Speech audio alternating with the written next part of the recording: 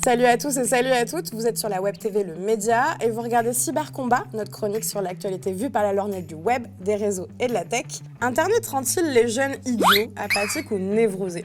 Grande question philosophique, n'est-ce pas? Aujourd'hui, on fait le point avec plein de données chiffrées et le concours d'une psychologue spécialisée sur ce sujet important qui déchaîne les passions et les oppositions. On parlera aussi des plaintes en cours contre Facebook et Instagram, dont les règles de modération posent problème. Et enfin, dernier sujet, l'extrême droite qui se déploie sur YouTube.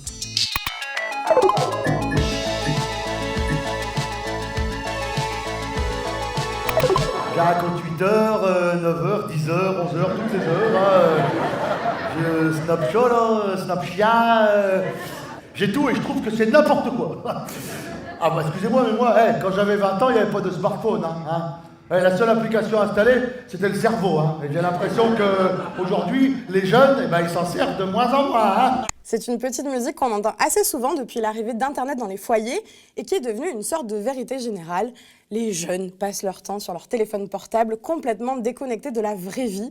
Ils ne font plus rien, ne sont bons à rien et se plaignent beaucoup trop pour pas grand-chose. La faute à Snapchat, Instagram et plus récemment TikTok qui rendraient les ados dépendants à leurs écrans et qui aurait comme conséquence de les décrocher de l'école, de leur famille et de la démocratie. La technologie est responsable de tous les maux et plus encore de l'avilissement d'une génération entière. Il a encore redoublé cette année, il a 108 ans. Il a toujours pas réussi à passer en terminale. Bah ouais, mais t'as vu, c'est hyper dur, j'y comprends rien à leur bordel. Mais j'ai tout essayé, soutien scolaire, cours du soir, mais rien, il est définitivement bon à rien. Alors ça, c'est pas vrai. J'ai plein de capacités. Les jeunes, comme on aime à les appeler, c'est pas un terme qui va de soi. Selon l'INSEE, on comptait en 2019 quelques 11,7 millions de personnes ayant entre 15 et 29 ans en France. Aux États-Unis, on parle de génération Z, celle née après 97, dans un monde où le numérique faisait déjà partie du décor. Cette génération qui a grandi avec les attentats du 11 septembre, le haut débit, les crises économiques, les smartphones et le réchauffement climatique, comme faisant partie du paysage. Sauf que vous en conviendrez, il existe une grosse différence entre un adolescent de 15 ans et une adulte comme moi, de 25 ans. De fait, parler des jeunes en tant qu'ensemble est assez complexe. Et dans cette chronique, on va principalement se centrer sur les moins de 20 ans, les adolescents et adolescentes. Quand on parle des jeunes, on en revient toujours à la problématique du temps d'écran. Santé publique France a mené en 2014-2015 l'étude Esteban, qui traite plus particulièrement de la nutrition et de la sédentarité en France. Selon leur étude, les jeunes passent 3 heures ou plus devant un écran chaque jour, de 70% pour les 11-14 ans, 71% chez les filles et 87% chez les garçons de 15 à 17 ans. Bien que le temps d'écran des ados peut inquiéter, surtout s'il s'accompagne d'une sédentarité élevée et d'un isolement, faire le raccourci temps d'écran élevé égale jeunesse au cerveau atrophié n'est pas forcément la meilleure manière de raisonner, comme on pouvait le lire dans un article du Monde. Pour mieux comprendre tout ça, on a parlé avec Vanessa Lalo, qui est psychologue spécialiste du numérique. La question du temps, en fait, elle est systématiquement abordée comme si on avait un temps dose, en fait, au-delà duquel on risquerait de développer des troubles. Et moi, ce que j'essaye d'apporter, c'est plutôt de dire quelle est la pratique de chacun dans son individualité. Est-ce que les différents contenus auxquels on accède sont bénéfiques, pertinents? Est-ce qu'ils nous aident à nous construire, à nous mettre en lien social, à nous apporter de l'information, ou est-ce que c'est simplement du divertissement avec un petit peu plus de perte de temps, ce qui ne veut pas dire qu'on n'a pas le droit de se divertir. Mais c'est vrai que quand on parle de temps d'écran, en fait, on a tendance à englober un petit peu toutes ces mêmes pratiques-là derrière cette notion de support d'écran, comme s'il fallait dire les écrans avec un grand Z tout attaché. Or, ce n'est pas le cas. On a plein de supports très différents et en fonction des supports, ils peuvent être plus ou moins interactifs, ils peuvent plus ou moins nous apporter d'éléments de construction, pertinence en termes d'apprentissage, de culture, etc. Donc, ce qui m'intéresse, moi, c'est d'aller un peu dans la subjectivité de chacun et de regarder quelles sont les pratiques, leurs spécificités, leur diversité, et de voir ce que ça peut apporter à chacun, en fait. Alors bon, les résultats ne sont pas forcément les mêmes chez tout le monde. C'est compliqué d'avoir des réponses très générales et très globales. Mais c'est vrai que la plupart des troubles considérés comme des troubles, en tout cas par l'entourage et par les parents en général, n'en sont pas. Par contre, ça ne veut pas dire qu'on n'a pas un certain nombre de souffrances ou d'autres types de pathologies. Par exemple, on a un certain nombre de jeunes qui vont être très en excès sur leurs jeux vidéo ou leurs réseaux sociaux et qui, en fait, derrière, vont cacher une dépression, une phobie sociale ou ce type de troubles-là, des troubles anxieux, Donc ce qui est important, c'est quand on se sent pas bien, quand la famille considère que l'enfant à un moment va pas bien ou qu'il exprime une souffrance à travers l'écran, d'aller consulter, oui, mais pas d'aller pathologiser les pratiques ou l'écran, parce que l'écran, en fait, c'est un révélateur, c'est un reflet. Donc quelqu'un qui va y passer beaucoup, beaucoup, beaucoup trop de temps comme un refuge un peu anesthésiant, va falloir s'interroger pourquoi cette personne se réfugie derrière son écran. Qu'est-ce qu'il y trouve? Est-ce que c'est une source de souffrance et avec la notion un peu d'anesthésiant, ou est-ce que c'est quelque chose de très constructif, de pertinent, qui permet à des personnes à mobilité réduite de trouver un autre espace d'échange, de s'apporter de nouvelles formes de culture, des nouvelles modalités d'interaction. C'est pour ça que ce qui m'intéresse, moi, c'est de rentrer à chaque fois dans le détail de ces différentes pratiques. Car on ne peut pas vraiment le nier. Les réseaux sociaux, notre relation à notre smartphone, Internet, ça a une incidence sur notre vie quotidienne. Et c'est peut-être ça qui pêche. À force de différencier les espaces numériques de la vraie vie, comme on aime à l'appeler, en créant un fossé entre les deux et en ne considérant pas Internet comme un véritable espace social, politique, on fait l'autruche sur plein d'autres problématiques. Et vous pensez à communiquer ? À force de considérer Internet comme un espace à part, comme un univers mystérieux dont on ignore les codes et les règles, on passe à côté de plein de choses. Le meurtre d'Alisha, 14 ans, avait choqué il y a quelques semaines, la jeune adolescente ayant été jetée dans la Seine après des mois de harcèlement, de cyberharcèlement, et la diffusion de photos d'elle, dénudée, sur Snapchat. Malgré une procédure disciplinaire qui était en cours au sein de son établissement scolaire, qu'est-ce qui a été fait pour protéger la jeune fille ? Pas grand-chose. Le cyberharcèlement et le revenge porn, c'est-à-dire le fait de partager des photos intimes de quelqu'un sans son consentement, sont des phénomènes qui touchent particulièrement les mineurs et qui sont encore difficilement connus des adultes. De plus, la honte qui entoure les victimes les empêche d'en parler et renforce ainsi un cercle vicieux de silenciation et de repli sur soi-même. Mais ce n'est pas apparu comme par magie et ce n'est pas sans lien avec ce qui se passe dans le reste de notre société. Alors oui, tous les phénomènes liés au risque sont exponentiels en fait, parce qu'on s'approprie tous tellement de plus en plus le numérique qu'automatiquement nos différents comportements non civiques, on va dire, ou non citoyens dans la vie quotidienne se reproduisent à travers nos écrans. Donc plus on est connecté, plus on est massivement connecté avec des possibilités d'interaction virale, plus on va avoir des comportements effectivement qui vont pas forcément être très bénéfiques, voire qui vont être dangereux, comme les campagnes de harcèlement, le revenge porn, etc. Après, ce que je trouve compliqué, c'est qu'on parle de cyberharcèlement, on parle comment dire, on va parler des réseaux sociaux un peu comme des niches à colère, à haine, à désinformation, à extrémisme, etc., en oubliant un petit peu que dans notre vie quotidienne, on n'est plus forcément très citoyen, civique, qu'on n'a pas forcément des comportements très cordiaux dans la vie de tous les jours. Et il suffit de voir depuis un an l'agressivité qui monte un petit peu partout dans la rue pour voir que finalement, les réseaux sociaux sont pas un reflet au sens premier du terme. Ça peut pas être un miroir parce qu'encore une fois, c'est plus exacerbé, plus massif, plus viral. Donc, il ne faut pas considérer au premier degré ce qui se passe sur Internet. Mais par contre, je crois que la nécessité, là, aujourd'hui, ce serait de renforcer la notion de citoyenneté, d'éducation, de réapprendre à vivre ensemble dans la vie de tous les jours. Et donc, c'est pas étonnant que finalement, les débats se polarisent de plus en plus, qu'on ait des positions de moins en moins nuancées, parce qu'on n'apprend plus à le faire dans la vraie vie, entre guillemets. D'autant que les plateformes jouent sur la friction pour faire plus de likes, plus de clics, en exacerbant des positions toujours plus polarisées et extrêmes. De même, si on devait résumer l'agissement des réseaux sociaux quant à la protection des mineurs sur Internet... C'est un fiasco, tout à fait. Et oui, malgré l'interdiction pour les moins de 13 ans ou les moins de 18 ans de s'inscrire sur plein de plateformes, ils y sont quand même. Alors qu'est-ce qu'on fait ? On interdit l'accès à Internet aux mineurs, on censure tout ? La question de la responsabilité est toujours compliquée parce qu'en fait, on est tous un petit peu responsables de tout ça. On est tous producteurs de contenu aujourd'hui, coproducteurs de contenu. Donc, on a tous une responsabilité quand même individuelle à ce que l'on poste, à la manière dont on se comporte, à ce que l'on cautionne aussi. Pour revenir sur ces histoires de harcèlement ou de campagnes de harcèlement, regarder des tweets, par exemple, harcelants et ne rien faire, on est déjà quand même un petit peu complice. Liker des commentaires soi-disant marrants, on est déjà dans la complicité de harcèlement aussi. Donc, il faut qu'on prenne tous un petit peu à un moment nos responsabilités individuelles. Il y a des comportements qu'on ne doit pas continuer à laisser passer ou qu'on ne doit pas continuer à alimenter. Après, effectivement, les plateformes, avec leur dark pattern, hein, leur manière d'utiliser un peu certains de nos biais cognitifs, vont faire en sorte avec leurs algorithmes de faire remonter ce qui suscite le plus de clash ou de lol. Hein, c'est simple, Internet, c'est soit on se marre, hein, et on est dans le lol, soit on se clash et on est dans des guerres d'opinion. Et clairement, les algorithmes font remonter ce type de propos-là qui vont générer du clic, en fait. Qui dit hyper connecté ne dit pas qu'on fait rien. C'est-à-dire qu'on en est encore avec nos anciens modèles de transmission éducative où il faudrait absolument, pour qu'un jeune soit normal et qu'il aille bien, qu'il aille faire du vélo avec ses parents en forêt tous les dimanches, quoi. Bon, on a un petit peu changé quand même de modèle de société et c'est pas parce qu'on est derrière un écran qu'on n'apprend pas, qu'on ne se cultive pas et qu'on n'est pas en lien social avec des choses très profitables qui peuvent nous développer en termes d'habileté sociale, en termes de compétences cognitives et cérébrales. On a plein de choses que l'on peut gagner.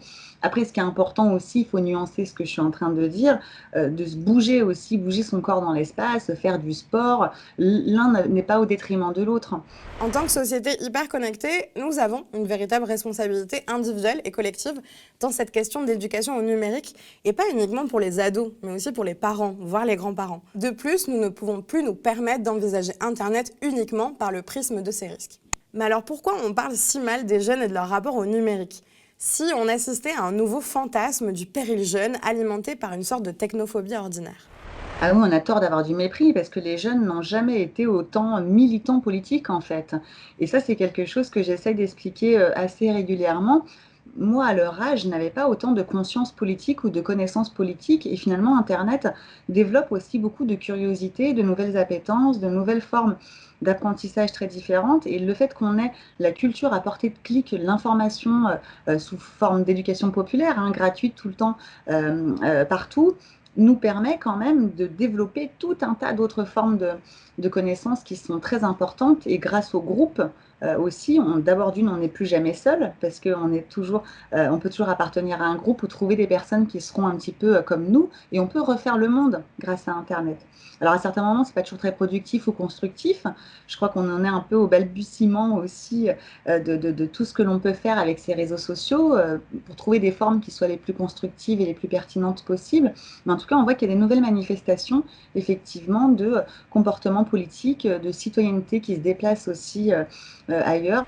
Vous vous rappelez notre sondage INSEE tout à l'heure ? Eh bien, les 15-29 ans représentaient en 2019 plus de 17% de la population française et une grande partie d'entre elles peut déjà voter. Et cette génération née avec Internet, elle a plein de choses à dire. Elle est débrouillarde, elle est inventive, elle est pleine de rêves et d'engagement politique. Un superbe article du Monde Campus parlait de cette nouvelle génération qui réinvente les formes d'engagement, celle des marches pour le climat, des collèges féministes, des luttes contre les violences policières, de l'aide aux migrants, de l'éducation populaire. Et oui, cette jeunesse, elle communique par WhatsApp, elle fait des stories en manif, elle tweet sur l'actualité, mais surtout, elle est pleine d'humour. Il faut que je trouve le Twitter du vrai monde.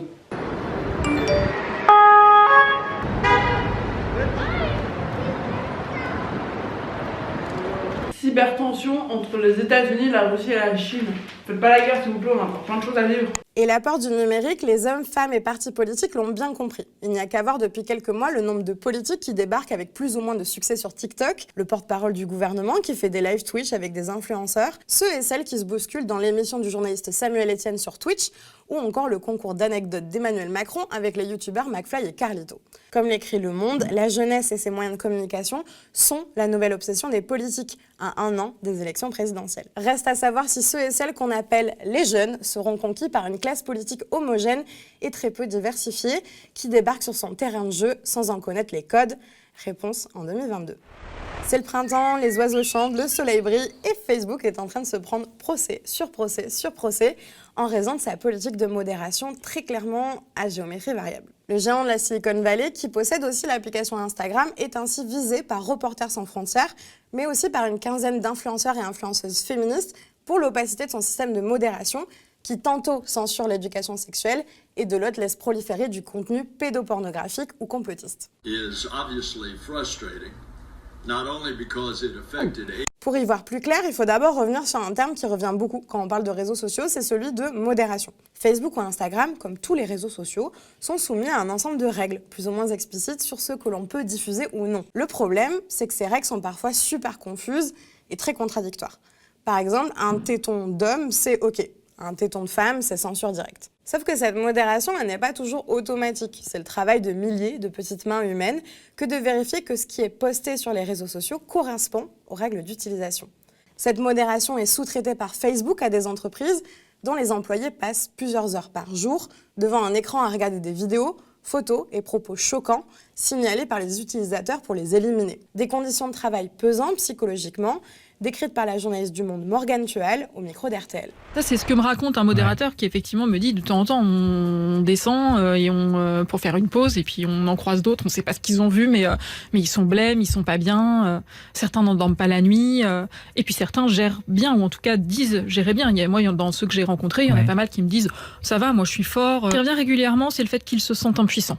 Qu'ils ont l'impression de servir à rien, parce qu'il y a des contenus qui tombent tout le temps, parce que ça ne suffit pas, et aussi parce que de temps en temps, ils font des choix qui leur paraissent absurdes, et qu'il y a cette espèce de grande bible sur laquelle ils ont le sentiment de ne pas pouvoir intervenir, et même si Facebook met plein de choses en place, ils ont des réunions avec les supérieurs, ils peuvent parler avec les gens qui sont basés en Irlande ou en Californie, etc. Mais en fait, ils me disent tous, mais en fait, on a l'impression que c'est là juste pour nous faire croire qu'on a de l'emprise, alors qu'en fait, il se passe rien derrière. Face à un système de modération opaque, Facebook est accusé de tous bords de participer à des pratiques commerciales trompeuses. Ainsi, comme le révélait le journal Le Monde, Reporters sans frontières a déposé il y a quelques semaines une plainte contre le réseau social en visant Facebook France et Irlande qui gèrent à eux deux le marché européen. RSF accuse ainsi Facebook d'avoir manqué à ses engagements en matière de sécurité. La plainte pénale se base sur l'engagement du réseau à maintenir un environnement sûr et sans erreur, listés dans ses conditions d'utilisation. Parmi les éléments du dossier, de multiples messages haineux visant les journalistes de quotidien, des rédactions locales comme l'Union Lardonnais ou celle de Charlie Hebdo. RSF accuse également Facebook d'avoir participé à la diffusion de fausses informations, et notamment en se basant sur l'exemple du film Hold Up. Rappelez-vous, en 2020, ce supposé documentaire multipliant les théories du complot sur la pandémie de Covid-19 s'était servi de Facebook comme principal support à sa diffusion. Tout est lié. Le 11 septembre, Bill Gates, le nouvel ordre mondial, les vaccins, on en parle partout, sur Twitter, Snapchat, Facebook, TikTok, même sur Badoo.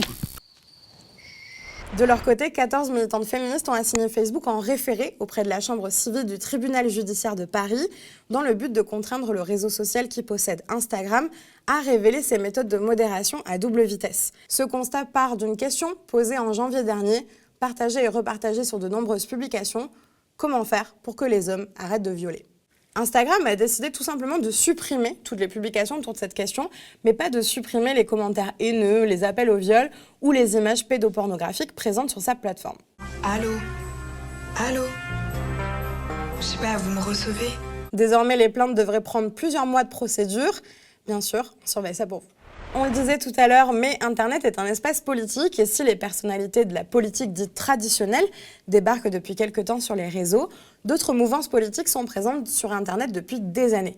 Et c'est notamment le cas de l'extrême droite. Dans son enquête « Les youtubeurs de la haine, un néofascisme débonnaire » paru sur Mediapart, la journaliste Lucie Delaporte explique comment certains youtubeurs, sous couvert d'humour et de merchandising, se sont fait les chevaliers d'une contre-culture au public très jeune. Parmi eux, des youtubeurs comme Papacito, Valek, Bruno Le Salé, El Ryan, mais aussi le Raptor dissident, dont les vidéos font des centaines de milliers de vues. Comme l'écrit Lucie Delaporte, ils alimentent et popularisent auprès de nouveaux publics les thèses de l'extrême droite, servant sur un plateau au Rassemblement national le bruit de fond d'un racisme décomplexé et rigolard, d'un néofascisme débonnaire. Leur marque de fabrique, un discours identitaire s'appuyant sur un racisme obsessionnel, la haine des féministes, des homosexuels et de la droite molle, presque autant que des gauchistes. Les classiques de l'extrême droite, mais revendiqués avec un humour désinvolte. Pour certains, comme Julien Rochdy, ancien directeur du Front National de la Jeunesse et cumulant près de 100 000 abonnés sur YouTube, le mot fasciste n'est même plus une insulte, c'est une fierté. Cela fait bientôt maintenant 15 ans que je me trimballe une image de facho, et bien que ce soit le cauchemar de beaucoup de gens que d'être un jour catalogué de la sorte, je dois dire que moi je le vis plutôt bien. Et en fait ce sobriquet n'est pas si terrible, et il se peut même qu'un jour on doive le porter comme une médaille, et je vais vous expliquer pourquoi. Il n'y a pas qu'en France où l'extrême droite est bien installée sur Internet. Aux États-Unis, l'alt-right a construit tout un réseau médiatique en ligne, des forums en passant par son propre média, Breitbart, ainsi qu'un ensemble de codes et de références propres à la culture Internet, comme Pepe the Frog. Pourtant, les réseaux d'extrême droite, qu'ils soient de la fachosphère, complotiste ou liés à QAnon, sont peu à peu en train de se faire bannir des principales plateformes de diffusion de contenu, comme Facebook, Twitter ou YouTube.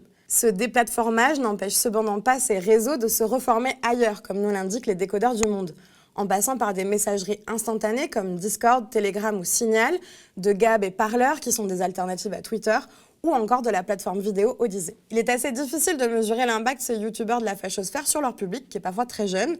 À quel point les spectateurs de ces vidéos adhèrent-ils aux thèses xénophobes, virilistes, racistes, islamophobes soutenues, ou bien viennent-ils rechercher le clash, le supposé politiquement incorrect, mais sans intérêt électoral? La réponse se situe tant dans les vues que dans les urnes. C'est la fin de notre chronique Cybercombat. Dites-nous en commentaire ce que vous en avez pensé. Likez, partagez et mettez des petits pouces bleus si vous avez aimé. Et si vous le pouvez, devenez sociaux ou donateurs, donatrices du média. Chaque jour, l'espace de nos libertés se rétrécit. Nos habitudes, ce que nous considérions comme nos acquis, sont brutalement remises en cause. Dans la période de doute que nous vivons, plus que jamais, la liberté d'informer est un enjeu essentiel qu'il nous faut défendre pour garantir toutes nos libertés. Les médias installés ne cachent même plus leur haine de la contradiction. Il est important de questionner leur légitimité dès lors qu'ils répandent sans honte une propagande gouvernementale et stigmatisent, divisent pour permettre à leurs maîtres de mieux régner. Indigéniste, militant islamiste. Il est de notre devoir de dévoiler les préjugés de ceux-là pour qui un manifestant n'est qu'un délinquant. C'est du maquillage, on vous rassure. Du sang sur un visage, rien que de la peinture, un réfugié, un problème à effacer. Si je retourne au Soudan, est-ce que je vais pouvoir rester en vie ou est-ce que je vais mourir? Notre engagement, c'est de vous donner la parole. À vous, citoyens pacifiques ou en colère, syndicalistes, activistes, indignés, opprimés et oubliés de la République. Penseurs et intellectuels libres. C'est même la finalité de la démocratie que de réviser ses propres institutions. Donc si on a une force armée qui les défend contre tout changement, c'est plus la démocratie. Vous tous qui avez une parole à défendre, parce que vous portez des valeurs, un idéal commun. Si le gouvernement français nous avait écoutés, on ne serait pas là aujourd'hui pour Cédric Chevia. Cela fait 3 ans que nous avons décidé de construire une alternative aux médias des milliardaires. 3 ans qu'en dépit de tout, grâce à votre volonté, nous tenons. Un journalisme indépendant, c'est hyper important, un journalisme progressiste, humaniste, féministe, écologiste. On les appelle les sociaux, mais ce sont surtout des citoyennes et des citoyens qui chaque mois, et à hauteur de leurs moyens, donnent de l'argent, de leur temps. Je vais dans les manifestations, je prends des images que j'envoie aux médias. Au travers de nos enquêtes et de nos reportages, de nos articles, ce sont leurs voix que l'on porte. Sans eux, nous n'existons pas. Le média, comme vous le savez, ne vit que des cotisations des sociaux. Dès notre création, la question de la mise en adéquation de notre structure, avec notre modèle et notre manifeste, a été au centre de notre réflexion. Nous avons réussi ce pari fou. Aujourd'hui, nous faisons le pas qu'il fallait faire. Nous devenons une SKIC, une société coopérative d'intérêt collectif, associant sociétaires, bénévoles, salariés et partenaires. Par ce choix, nous réaffirmons notre refus d'être mis au service d'une personne ou d'une ambition. Et nous remettons entre vos mains ce que nous avons construit et défendu au prix de nombreux combats. Rejoignez-nous dans ce combat contre les certitudes du macronisme triomphant et de ces relais médiatiques qui fracturent notre pays. Les gens qui nous dirigent, et ça je dis ça avec la plus grande gravité, sont des ignorants complets. Rejoignez-nous pour consolider un média coopératif au service de l'intérêt général humain. Eh ben on va se battre, on va se soulever. Rejoignez le média en devenant sociétaire de la première coopérative audiovisuelle de France.